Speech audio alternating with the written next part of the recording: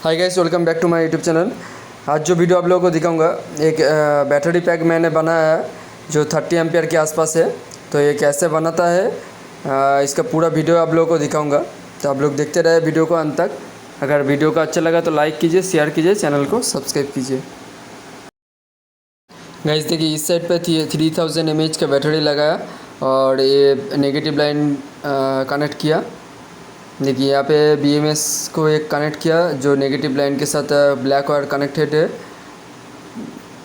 और ये भी एक BMS है। ये 12.6 वोल्ट का BMS है और ये 11.6 वोल्ट का BMS है। गाइस देखिए, पहले पैरेलल लाइन पे कनेक्शन किया बैटरी को और उसके बाद सीरीज़ लाइन पे 12 वोल्ट कनेक्ट किया। देखिए सीरीज़ लाइन का कनेक्शन है। सीरीज़ लाइन का जो फास्ट सीरीज़ लाइन का कनेक्शन है ये B1 पे कनेक्ट होगा,